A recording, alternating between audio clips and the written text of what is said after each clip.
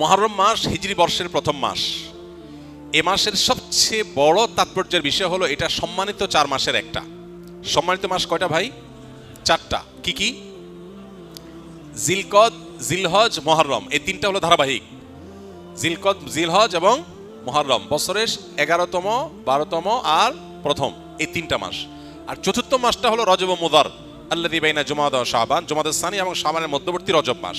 এই 4টা মাসকে আল্লাহ তাআলা কোরআনে কারিমে সম্মানিত 4 মাস বলেছেন। সম্মানিত 4 মাস উপলক্ষে সাধারণ ভালো কাজগুলো, রুটিন যে ভালো কাজগুলো আছে সেগুলো নিয়মিত করা, এক্সট্রা কোনো ভালো কাজের নির্দেশনা নাই।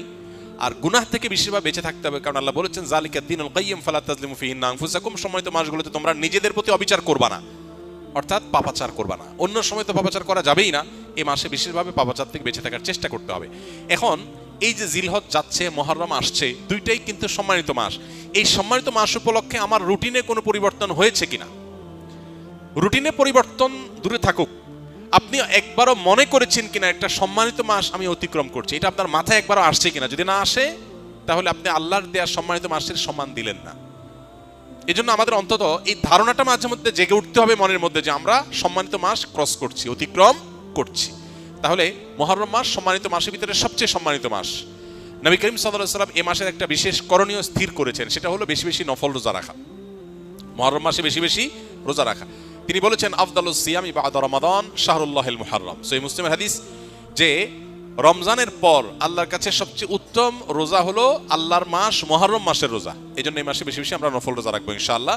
এই মাসের তাৎপর্যের আরেকটা কারণ হলো এই মাসে আশুরা আছে, অর্থাৎ মুহররমের 10 তারিখটা বিশেষ তাৎপর্য পূর্ণ একটা দিন, যেদিনে আল্লাহ তাআলা মুসা আলাইহিস সালামকে মুক্তি দিয়েছেন ফেরাউনের বাহিনীর বিপরীতে, এবং নবী সাল্লাল্লাহু আলাইহি সাল্লাম সেই ঘটনায় আল্লাহর কৃতজ্ঞতা আদায় করে মুসা আলাইহিস সালামের সপক্ষে তিনি আল্লাহর কাছে সিয়াম পালন করেছিলেন, এবং আশুরার দিনে রোজা রাখার ফলে 1 বছর পূর্বের গুনাহ মাফ হয়ে যায়।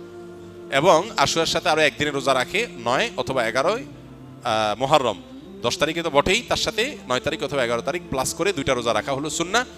এটা হলো মুহররম মাসের করণীয়, সারা মাসে বেশি রোজা রাখা, আশুরার রোজা রাখা বিশেষভাবে, আর সম্মানিত মাস হিসাবে এ মাসের সম্মান দিয়ে চলা, এ হলো মুহররম মাসের করণীয়।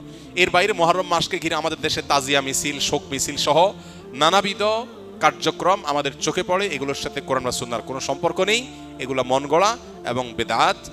যেই দিনে আশুরার দিনে রোজা রাখার কথা বলা হয়েছে সেই দিনে লাল ডেক বসায় যদি খিচুড়ি খায় তাহলে সুন্নাহর খেলাফ কাজ হবে আরো, সে কাজটি আমাদের দেশে হচ্ছে। সুন্নাহর প্রচলন নাই, বেদাতের প্রচলন আছে। আল্লাহ আমাদেরকে বুঝার তৌফিক দান করুন। হিজরি সন, নবী করিম সাল্লাল্লাহু আলাইহি সাল্লামের হিজরতকে কেন্দ্র করে যে সনের গণনা আরম্ভ হয়েছে সেই সনটাকে বলা হয় হিজরি সন। আর গোটা পৃথিবীর মানুষের কাছে অতি পরিচিত আরেকটা সন হলো ঈসাই সন বা খ্রিস্টীয় সন, যেটাকে আমরা ইংরেজি সন বলে জানি। আসলে ইংরেজি সন না, এই সনটার নাম আসলে কি? ঈসাই সন বা খ্রিস্টীয় সন। খ্রিস্টানদের অথবা খ্রিস্টান ধর্ম সংশ্লিষ্ট সন হলো ঈসাই সন, যেটাকে আমরা ইংরেজি সন বলি। এটা কোনো ইংরেজি সন না। এই সনের গণনা আরম্ভ হয়েছে ঈসা আলাইহিস সালামকে কেন্দ্র করে, সেজন্য এটাকে ঈসাই সন বলা হয়। এই সন গণনার সূচনা হয়েছে খ্রিস্টান ধর্ম বিশ্বাসের আলোকে, সেজন্য এটাকে খ্রিস্টীয় সন বা খ্রিস্টাব্দ বলা যায়। কিন্তু এর সাথে ইংরেজির কোনো সম্পর্ক নেই, ফলে এটাকে ইংরেজি সন বলা মোটা দাগে ভুল, যেটা আমরা করি। একটা ধর্মীয় সনকে আমরা সেকুলার সনে পরিণত করেছি। খ্রিস্টীয় সন, ঈসাই সন, এটা কোনো সেকুলার সন না, এটা একটা কোন সন? ধর্মীয় একটা সন। যেই সনের সাথে সম্পর্ক কিসের? ঈসা আলাইহিস সালামের। খ্রিস্টান মানুষ ধর্মের মানুষদের মতে, তাদের বিশ্বাস মতে ঈসা আলাইহিস সালামের জন্মের সনটাকে প্রথম ধরে এরপরে 2-3 গনতে গনতে আজ 2026-এ এসে পৌঁছেছে। তো এই সন গণনাটা মূলত খ্রিস্টান ধর্ম বিশ্বাসকে কেন্দ্র করে বা খ্রিস্টানদের ধর্মীয় ইস্যুকে কেন্দ্র করে, সেজন্য এটা খ্রিস্টীয় সন, খ্রিস্টান ধর্মের মানুষের বিশ্বাস কেন্দ্রিক সন। এটাকে জেনারেলাইজ করে আমাদের সবার কাছে এটাকে সহজে গলদকরণ করা হয়েছে কি বলে? ইংরেজি সন বলে। মানে এই সমাজে যখন মানুষ নিজেকে অনেক সভ্য, শিক্ষিত, স্মার্ট, অনেক বেশি সচেতন মনে করে, সেই সমাজে এরকম মোটা দাগে একটা ভুল আমরা বয়ে বেড়াচ্ছি, যেটা খুবই হাস্যকর। আর যে সনটার ব্যাপারে প্রশ্ন এসছে সেটা হলো হিজরি সন। হিজরি সন হলো মূলত নবী করিম সাল্লাল্লাহু আলাইহি সাল্লামের হিজরতকে ঘিরে যে সন এর গণনা শুরু হয়েছে সেটা হলো হিজরি সন। হিজরি সনকেও আমরা অনেকে না জেনে না বুঝে আরবি সন বলি। আমরা অনেকে এটাকে কি বলি? আরবি সন বলি। হিজরি সনের সাথে আরবি কোনো সম্পর্ক নেই, বরং আরবদের নিজস্ব একটা সন আছে, সেগুলোর মাসের আলাদা নাম আছে। হিজরতের যে সনটা, হিজরতকে ঘিরে যে সনটার গণনা শুরু হয়েছে, এটা হয়েছে মূলত খলিফাতুল মুসলিমিন ওমর ইবনুল খাত্তাব রাদিয়াল্লাহু তাআলা আনহুর শাসন আমলে। এটার সূচনার ঘটনা হলো ওমর রাদিয়াল্লাহু তাআলা আনহুর শাসন আমলে বিভিন্ন রাষ্ট্রীয় চিঠি বিভিন্ন এলাকার গভর্নররা তার কাছে যখন পাঠাতেন, কোনোটাতে দেখা থাকতো শাবান। তো একবার একটা চিঠিতে এরকম মাসের নাম লেখা আছে শাবান। তো ওমর রাদিয়াল্লাহু তাআলা তখন বললেন যে এই চিঠি কি এই যে চলমান শাবান এটার, নাকি যে শাবান গত হয়েছে সেটার? আমরা কিভাবে বুঝবো? কারণ সে যুগে এক এলাকা থেকে আরেক এলাকা চিঠি যেতে দিনকে দিন মাসকে মাসও লেগে যেত, বিভিন্ন অসুবিধা হইতে পারত। আর অফিসিয়ালি এই চিঠিটা নথিভুক্ত হবে বা সংরক্ষিত থাকবে এটা কোন শাবান সেটা লেখা নাই, তাহলে সময়টা ঠিক বোঝা কঠিন।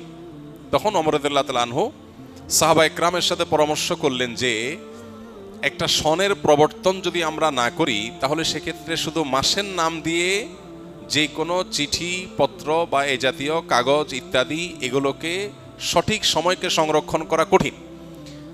তখন সবাই সিদ্ধান্ত দিলেন যে হ্যাঁ, একটা সন গণনা শুরু হওয়া উচিত, আমাদের মুসলমানদের জন্য একটা সন গণনা শুরু হওয়া উচিত। খোলাফায়ে রাশেদার শাসন কার্য পরিচালনা সুষ্ঠুভাবে করবার প্রয়োজনে, সময়ের সঠিক গণনার প্রয়োজনে একটা সন গণনা শুরু হওয়া দরকার। এই সিদ্ধান্তে যখন সবাই উপনীত হলো, তখন প্রশ্ন আসলো যে কোন ঘটনাকে কেন্দ্র করে সন গণনা শুরু হবে। খ্রিস্টানরা যেরকম ঈসা আলাইহিস সালামের জন্মের বছরকে এক ধরে, এরপরে 2, 3, 4, 5 গুনতে গুনতে আজ এ পর্যন্ত এসেছে। আমরা মুসলমানরা আমরা যখন সন গণনা শুরু করব, আমরা কোথা থেকে শুরু করব? অনেকে অনেক মতামত দিলেন, এক একজন এক এক মতামত দিলেন। কেউ অনারবীয় বিভিন্ন কৃষ্টি কালচার সভ্যতা সেগুলোকে সামনে রেখে সন গণনার কথা বললেন। কেউ নবী করিম সাল্লাল্লাহু আলাইহি সাল্লামের নবুয়ত লাভের বছরকে এক ধরে তারপর থেকে সন গণনার কথা বললেন। এরকম আরো একাধিক মতামত দেয়া হলো। নবী করিম সাল্লাল্লাহু আলাইহি সাল্লামের জন্মের বছরকে এক ধরে তারপরে সন গণনা শুরু করা যেতে পারে, তার নবুয়ত লাভের বছরকে এক ধরে তারপরে 2, 3, 4 গুনতে গুনতে সন গণনা শুরু করা যেতে পারে।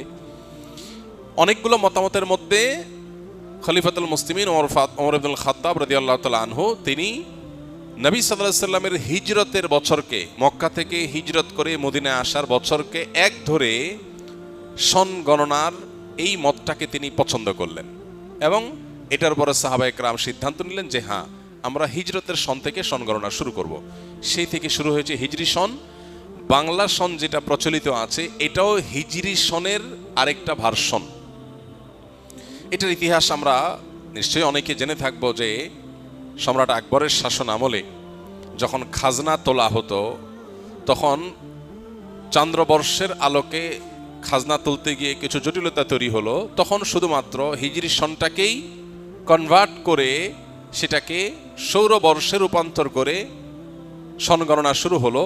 ফলে বাংলা সন এবং হিজরি সনের মধ্যে আমরা দেখি যে কাছাকাছি অবস্থান আছে। সামান্য যেটুকু পার্থক্য হয়েছে এটুকু সোলার এবং লোনার বর্ষের কারণে, চন্দ্র এবং সূর্যের বর্ষের কারণে। তো খোলাসা এবং নির্যাস কথা হলো যে হিজরি সনের গণনা এটি শুরু হয়েছে ওমর রাদিয়াল্লাহু তাআলার শাসন আমলে, আর শুরু হয়েছে নবীজির হিজরতের ঘটনাকে কেন্দ্র করে। এখানে একটা মজার প্রশ্ন আছে। সে প্রশ্ন হলো, নবী করিম সাল্লাল্লাহু আলাইহি সাল্লামের জীবনে এত কিছু থাকতে হিজরত থেকে কেন হিজরি সনের গণনা শুরু হলো? হিজরত আপাত দৃষ্টিতে এটা কি কাঙ্ক্ষিত বিষয় না অনাকাঙ্ক্ষিত? অনাকাঙ্ক্ষিত। কেন অনাকাঙ্ক্ষিত? মানুষ নিজের মাতৃভূমিতে বসবাস করবে, এটাই তো স্বাভাবিক। নিজের মাতৃভূমি ছেড়ে আরেক দেশে চলে যেতে হচ্ছে, এটা কি স্বাভাবিক ঘটনা? সাহাবা একরাম নবী করিম সাল্লাল্লাহু আলাইহি সাল্লামের সাথে মক্কা থেকে হিজরত করে এসেছেন কোথায়? মদিনায়। তাদের মাতৃভূমিতে তাদেরকে থাকতে দেয়া হয়নি, তাদেরকে দেশান্তরিত হতে বাধ্য করা হয়েছে। তারা দেশান্তরিত হয়েছেন, হিজরত করেছেন। এটা কি প্রত্যাশিত ছিল? তাহলে একটা দুঃখজনক ঘটনাকে কেন্দ্র করে হিজরি সনের গণনা কেন শুরু হলো? মানুষ কি দুঃখের ঘটনাকে স্মরণীয় করে রাখতে চায় না সুখের ঘটনাকে? কি বলেন? আনন্দের ঘটনাকে স্মরণ করিয়ে রাখতে চায় নাকি বেদনার ঘটনাকে? বেদনাকে স্মরণ করে রাখতে চায় মানুষ। বেদনা মানুষ ভুলতে চায়, দুঃখের ঘটনা মানুষ ভুলতে চায়, মানুষ স্মরণ করতে চায় না। স্মরণ করতে চায় কোনটা? আনন্দের ঘটনা। এই জন্য জন্ম দিবস উদযাপন হয়, অবশ্য আজকাল মৃত্যু দিবস উদযাপন হয়, বিবাহ বার্ষিকী উদযাপন হয়, যদিও আজকাল বিবাহ বিচ্ছেদ নিয়েও উদযাপন হয়। কিয়ামত নিকটবর্তী হয়ে গেছে, মানুষ অনেক উদ্ভট এবং হাস্যকর কাজও করবে। বাকি সাধারণ আমাদের সমাজ ব্যবস্থায়, আমাদের সাধারণ জীবনযাত্রা আমরা দেখি আনন্দের ঘটনাকে মানুষ বারবার স্মরণ করে মজা পায়, দুঃখের ঘটনা মানুষ ভুলতে চায়। সেখানে সাহাবীরা নবী সাল্লাল্লাহু আলাইহি সাল্লামের জীবনে নবুয়ত লাভের বছর, আনন্দের বছর, বদরের যুদ্ধের বিজয়, আনন্দের বছর, এরকম কোন একটা আনন্দের ঘটনাকে কেন্দ্র করে সন গণনা শুরু না করে একটি বেদনার ঘটনাকে কেন্দ্র করে সন গণনা শুরু করেছেন কেন? আমরা যদি দেখি ঈসাই সনের কথা, খ্রিস্টীয় সনের কথা, তাহলে সেটা দেখি যে ঈসা আলাইহিস সালামের জন্মর বছরকে এক ধরে তারা গণনা শুরু করেছে। এটা আনন্দের ঘটনা। কিন্তু মুহাম্মদ সাল্লাল্লাহু আলাইহি সাল্লামের ক্ষেত্রে এসে কেন সাহাবা একরাম একটা বেদনার ঘটনা দিয়ে শুরু করলেন? উত্তর হলো, হিজরত আপাত দৃষ্টিতে বেদনা হলেও হিজরত হলো কিয়ামত পর্যন্ত আগত মুসলমানদের জন্য সবচেয়ে বড় প্রেরণার নাম। কিভাবে প্রেরণা? কারণ হিজরত আমাদেরকে স্মরণ করিয়ে দেয়, কঠিন সময়ে যদি তোমাকে তোমার মাতৃভূমি ত্যাগ করে চলে যেতেও হয়, তোমার প্রতি জুলুম করে তোমাকে যদি দেশান্তর করেও দেয়া হয়, আল্লাহর সন্তুষ্ট চিত্তে যদি তুমি সেই কাজটাকে বরণ করো, মেনে নাও, আর তুমি যদি সত্যের উপরে অটল অবিচল থাকো, তাহলে অচিরেই তুমি আবার সেই ভূমিতে ফিরে আসবে। হিজরত সেই শিক্ষা, সেই প্রেরণা, সেই স্মরণ আমাদেরকে করায়। সেজন্য সাহাবা একরাম হিজরতকে স্মরণীয় করে রাখবার চেষ্টা করেছেন। আপাতদৃষ্টিতে দেখা যায় হিজরতের মাধ্যমে সাহাবা একরাম এক এলাকা থেকে আরেক এলাকায় রিফিউজিদের মতো আশ্রয় নিতে হয়েছে, কিন্তু আমরা দেখেছি হিজরতের পরের ইতিহাসটা বিজয়ের ইতিহাস। ইন্নামা আল উসরে ইউসরা। কঠিন সময় যখন যায় আমরা বিচলিত হয়ে যাই, কিন্তু কঠিন সময়ের পরেই যে সুসময় আসে এটা হিজরত আমাদেরকে বলে দিয়েছে। হিজরতের পরে দ্বিতীয় হিজরি সনেই আমরা দেখেছি বদরের মতো ঐতিহাসিক বিজয় আল্লাহ তাআলা দিয়েছেন। মাত্র 6 থেকে 7 বছর যেতে না যেতেই আল্লাহ মক্কা বিজয়ের মতো ঘটনা দিয়েছেন। মাত্র 10 বছরের মধ্যে পৃথিবীর পট পরিবর্তন করে দিয়েছেন। যেটা মক্কায় থেকে 13 বছরে হয় নাই, সেটা মদিনায় 10 বছরে তার চাইতে বহুগুণ অগ্রসর হয়েছে। এমনকি আল্লাহ আয়াতও নাজিল করেছেন, ইযা জাআ নাসরুল্লাহি ওয়াল ফাতহ। আল্লাহর সাহায্য এবং বিজয় যখন আসবে, দেখবে মানুষ দলে দলে ইসলামে আল্লাহর দ্বীনে দাখিল হচ্ছে। তাহলে হিজরতের পরেই এটি ঘটেছিল। এজন্য কোনো বেদনা বিধুর অধ্যায়, বাহ্যিক দৃষ্টিকোণ থেকে কোনো পরীক্ষা, এটা ইমানদার কখনো এটাতে ভেঙে পড়া উচিত নয়। হিজরত আমাদেরকে সেই শিক্ষা দেয়, কঠিন সময়ের পরে সুসময় আসে। প্রয়োজন শুধু সবরের, প্রয়োজন শুধু ধৈর্যের, প্রয়োজন শুধু অপেক্ষার, প্রয়োজন শুধুমাত্র সঠিক ট্র্যাকে নিজেকে টিকিয়ে রাখার। কিয়ামত পর্যন্ত আগত ইমানদারদের জন্য হিজরতের চেতনা, হিজরতের শিক্ষা, এটা দৈনন্দিন জীবনে, দ্বীনি জীবনে, সামগ্রিক জীবনে, বারবার মানুষের জীবনে প্রয়োজন। এই জন্যই সাহাবা একরাম হিজরতের এই ঘটনাকে স্মরণীয় করে রাখবার জন্য হিজরি সনের গণনা শুরু করেছেন হিজরতের ঘটনা থেকে। আল্লাহ আমাদেরকে এই সন থেকে যে অনুপ্রেরণা, হিজরতের ঘটনা থেকে যে প্রেরণা আমাদের গ্রহণ করা দরকার, সেটা গ্রহণ করার তৌফিক দান করুন। হিজরি সনের হিসাব সংরক্ষণ করা ফরজে কিফায়া। হিজরি সন কখন আসে, কখন যায়, কোন মাস কখন শুরু হয়, কখন শেষ হয়, এই সন গণনা করাটা ফরজে কিফায়া। কারণ ইমাম ফখরুদ্দিন রাজি রাহিমাহুল্লাহর একটা উক্তি আছে, এই উক্তি সমস্ত ফোকাহে কেরামেরই। সেটি হলো, যে ইসলামের সমস্ত ইবাদাত, আল্লাহর সমস্ত আদেশ নিষেধ, এটা হিজরি সনকে ঘিরে হবে। জাকাতের হিসাব যে বছরকে কেন্দ্র করে হবে সেটা হলো চান্দ্রবর্ষ, হিজরি বর্ষ। সৌরবর্ষকে হিসাব করে জাকাতের হিসাব ক্যালকুলেশন করা যাবে না। ঠিক একইভাবে আমরা সিয়াম, রমাদান, ঈদ, ঈদুল ফিতর, ঈদুল আজহা, তারপরে জিলহজের প্রথম দশক, মুহররম, আশুরা, এসব আমলগুলোর উদযাপন, এই আমলগুলো আমরা বাস্তবায়ন করব যেই সনকে ফলো করে, সেটা হলো চান্দ্রবর্ষ, হিজরি বর্ষ, সৌরবর্ষ না। যেহেতু আমাদের ইবাদত এই বর্ষকে ঘিরে, এই সনকে ঘিরে সম্পন্ন করতে হবে, সেজন্য এই সনের হিসাব রক্ষা করাটা ফরজে। কোনো মুসলমান সমাজে কেউ যদি এটার হিসাব সংরক্ষণ না করে সবাই গুনাহগার হবে।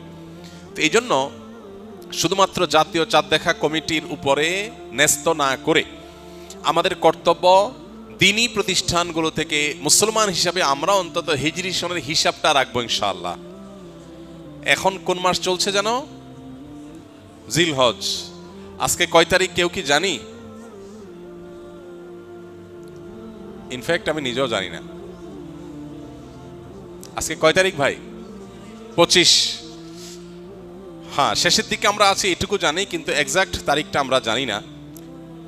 এটা একটা ত্রুটি আমাদের আমাদের এটা একটা ত্রুটি। আমরা চেষ্টা করব ইনশাআল্লাহ হিজরি সনের তারিখ কখন আসে কখন যায় ঠিক রাখবার। আমাদেরকে চাঁদের 13, 14, 15 এই 3 দিনে রোজা রাখার নির্দেশ করেছেন নবী করিম সাল্লাল্লাহু আলাইহি সাল্লাম, যে 3 দিনকে বলা হয় আইয়ামে বীজ। আইয়ামে বীজ চাঁদের, চান্দ্র মাসের 13, 14, 15। তাহলে এই 13, 14, 15 এই দিনগুলোতে রোজা রাখার জন্য হলেও তো এই মাসের হিসাব আমাদের রাখতে হবে কি হবে না? তাহলে আমরা চেষ্টা করব কিছু লোক হলেও এটা হিসাব সংরক্ষণ করার। আল্লাহ আমাদেরকে তৌফিক দান করুন।